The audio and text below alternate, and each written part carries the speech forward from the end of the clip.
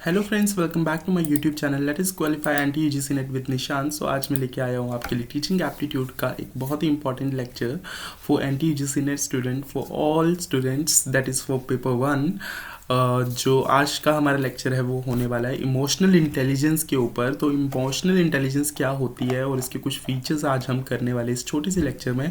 So video में and तक बने रहिए और आपको ये पूरा इसकी डिटेल्स आपको आज देखने को मिल जाएंगी। तो चलिए शुरू करते हैं। और पिछले लेक्चर्स आप ज़रूर देखना जिसमें हमने टेक्सोनॉमीज़ एंड टीचिंग एप्टीट्यूड का ऑलमोस्ट टॉपिक कवर किया है। एंड कल हमने जॉन स्वेलर की कॉग्निटिव लोड थ्योरी भी की थी। सो वो सब भी आप देख सकते हैं। बाकी अभी हम शुरू करते हैं emotional intelligence. So emotional intelligence क्या होता है वो सब आज हम करने वाले हैं।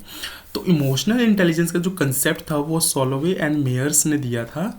तो ये एजुकेशनल इंटेलिजेंस का कंसेप्ट था जो कि सॉलोवे एंड मेयर्स ने दिया था। This model has important implication for teaching and education. Emotional intelligence involves the ability to recognize, understand, manage and use emotions effectively in oneself and others. कहा जा रहा है कि इमोशनल इंटेलिजेंस का जो मॉडल है वो बहुत ही इंपॉर्टेंट है टीचिंग और एजुकेशन के फील्ड में।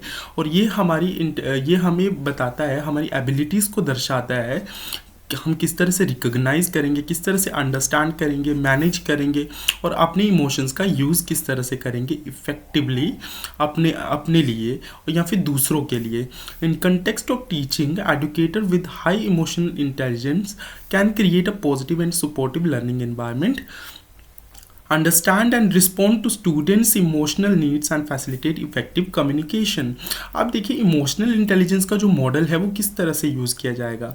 अब टीचिंग में देखा जाए तो जो टीचर होता है वो इमोशनल इंटेलिजेंस का जिसको ज्ञान होगा वो एक सपोर्टिव और पॉजिटिव लर्निंग एनवायरनमेंट को क्रिएट कर पाएगा, अपने स्टूडेंट्स के लिए एक पॉजिटिव इन्वायरमेंट क्रिएट करेगा, उनको सपोर्ट प्रोवाइड करेगा, उनकी नीड्स को अंडरस्टैंड करेगा। बेसिकली जो भी उनकी इमोशनल नीड्स होगी जिस तरह से वो जिसके थ्रू वो इफ़ेक्टिवली कम्युनिकेट कर पाएगा। तो ये इमोशनल इंटेलिजेंस को समझने से क्या होगा, अगर हम किसी के जो इमोशंस होते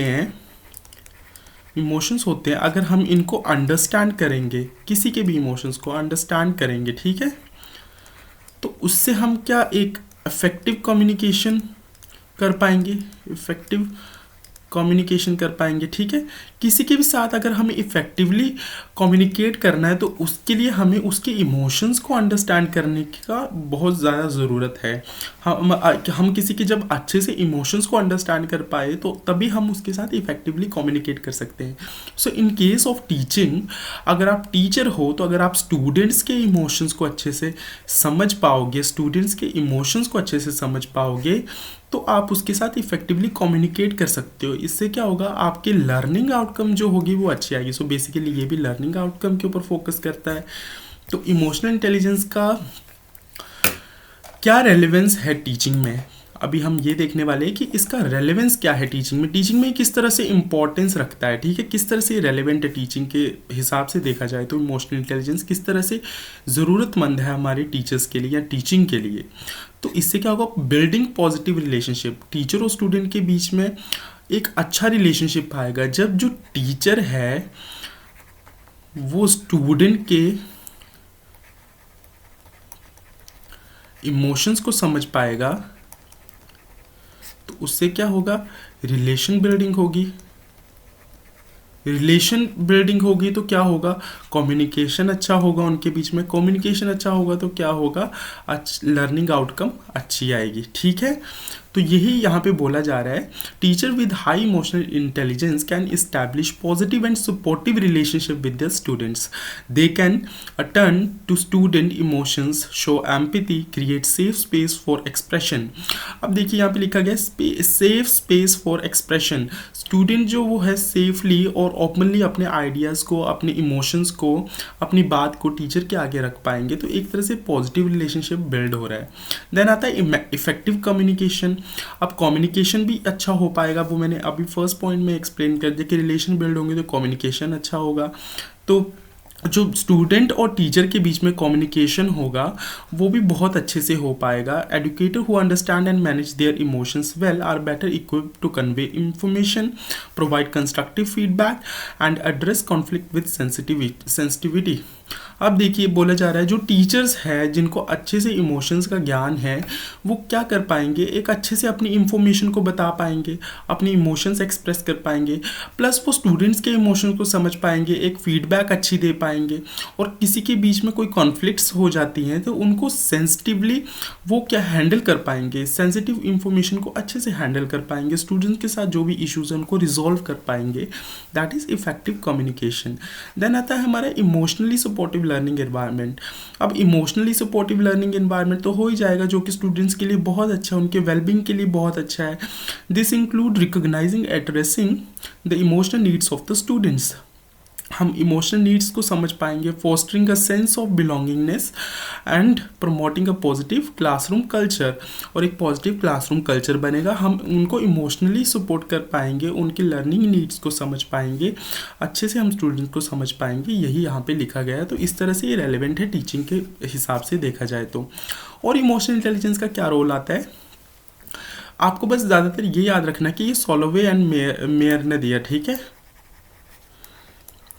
तो आपको ये चीज़ याद रखना है, इमोशनल इंटेलिजेंस का कंसेप्ट सॉलोवे एंड मेयर ने दिया है। ये हमने फर्स्ट स्लाइड में देखा, सॉलोवे एंड मेयर, इन्होंने इमोशनल इंटेलिजेंस का कंसेप्ट दिया। उस और किस तरह से रेलेवेंट है टीचिंग के हिसाब से, teaching can be challenging profession and educators with strong emotional intelligence are better able to regulate with their own emotions in the face of stress, frustration and और changing situation. This in turn helps maintain a calm and focus learning environment. अब बोला जाता है emotional regulation का यहाँ पे क्या मतलब है, बोला जा रहा है कि टीचिंग जो है वो एक बहुत ही ज़्यादा चैलेंजिंग प्रोफेशन है, उसमें हमें स्ट्रॉन्ग इमोशंस के साथ डील करना पड़ता है। तो जो टीचर्स अच्छे से इमोशंस को समझ पाते हैं, अपने इमोशंस को, दूसरों की बात क्या करनी, यहाँ पे अगर हम अपने इमोशंस को समझ पाए तो हम बहुत अच्छे से डील कर पाएंगे किसी स्ट्रेसफुल सिचुएशन में, फ्रस्ट्रेशन में या चैलेंजिंग सिचुएशन में। और इससे क्या होगा, हमारा फोकस बढ़ेगा और एक अच्छा लर्निंग एनवायरनमेंट निकल के आएगा और पॉजिटिव लर्निंग हो पाएगी। Then understanding the students perspective, student के पर्सपेक्टिव को हम अच्छे से समझ पाएंगे। जब हम अपने इमोशंस को अच्छे से समझ पा रहे हैं तो जाहिर सी बात है कि हम सामने वाले के इमोशंस को भी अच्छे से समझ पाएंगे। इस तरह से हम उनके लिए एक अच्छा लर्निंग एनवायरनमेंट लेके आ सकते हैं। कॉन्फ्लिक्ट रेजोल्यूशन, हम अच्छे से कॉन्फ्लिक्ट्स को, किन्हीं लड़ाई झगड़ों को अच्छे से इमोशनली हैंडल कर सकते हैं, उनको अच्छे से टैकल कर सकते हैं। देन आता है modelling emotional intelligence. Teachers serve as a role model for their students. By demonstrating emotional intelligence in their interactions, teachers encourage students to develop their emotional intelligence skills, fostering a positive and supportive learning community. यहाँ पे भी same ही बात लिखी गई है कि teacher जो वो है रोल मॉडल की तरह एक काम करता है। टीचर रोल मॉडल होता है अपने स्टूडेंट के लिए, तो वो जिस तरह से अपनी इमोशनल इंटेलिजेंस का यूज़ करेंगे इंटरेक्ट करने के लिए स्टूडेंट्स के साथ, इस तरह से स्टूडेंट्स इनकरेज होंगे अपने इमोशनल स्किल्स को डेवलप करने के लिए और इससे उनकी ग्रोथ अच्छी होगी। तो इस तरह से हम टीचर अगर ज़्यादा इमोशंस एक्सप्रेस कर पाता है स्टूडेंट्स के आगे, अच्छे से उनके साथ डील कर पाता है, उनके साथ अच्छे से कम्युनिकेट कर पाता है, तो उससे स्टूडेंट्स के ऊपर भी बहुत ज़्यादा इफेक्ट पड़ेगा। तो इस तरह से स्टूडेंट्स इमोशनल इंटेलिजेंस जो है वो आपके टीचिंग के लिए रेलेवेंट है। देन आता है, ये बहुत इंपॉर्टेंट पॉइंट है कि इमोशनल इंटेलिजेंस जो है is often conceptualised in two main models. इसके दो मॉडल्स है, ability emotional intelligence and trait model intelligence, ये हम अभी देखने वाले हैं। तो जो एबिलिटी इमोशनल इंटेलिजेंस है also known as Mayer Salovey Caruso emotional intelligence test model, ठीक है, ये मॉडल का नाम है। तो इसको MSCEIT मॉडल भी बोला जाता है, that is Mayer Salovey Caruso emotional intelligence test. Focus on the individual actual abilities, जो भी हमारी अपनी एबिलिटीज होती है in perceiving, understanding and managing emotions, उसके बारे में यहाँ पे बात की जा रही है। जो हमारी खुद की एबिलिटी होती है इमोशनल इंटेलिजेंस को समझने की, तो यहाँ पे दिया गया है कि कैसी कैसी ब्रांचेस थी इस टेस्ट की। That is first one is perceiving emotion. सबसे पहले हम इमोशंस को प्रिसीव करते हैं, रिकॉग्नाइज करते हैं in one self and other, खुद में और दूसरों में हम इमोशंस को प्रिसीव करते हैं कि उनकी इस समय कैसे इमोशंस चल रहे हैं। Then facilitating thoughts using emotions to enhance cognitive process. अब अपने इमोशंस का यूज़ हम किस तरह से करेंगे, अपने थॉट्स को फैसिलिटेट करने के लिए, अपनी सोच समझ को, अपनी दिमागी स्ट्रेंथ के लिए यूज़ करेंगे अपनी इमोशंस का। देन आता है अंडरस्टैंडिंग इमोशंस। इमोशंस को अब हम अंडरस्टैंड करना सीखें। Comprehend the complex relationship between emotion. अब हम डिस्टिंग्विश करेंगे जो भी हमारे रिलेशनशिप है हमारे इमोशंस के बीच में, जो भी जटिल रिलेशनशिप है हमारे अलग अलग थॉट्स के बीच में, उसको हम अंडरस्टैंड करेंगे। हम समझ पाएंगे कि ये वाला इमोशंस मेरे में कब आते हैं, वो वाले इमोशन कब आते हैं, हम दुखी कब होते हैं, सैड हैप्पी कब होते हैं, ये सब हम समझना सीख पाएंगे।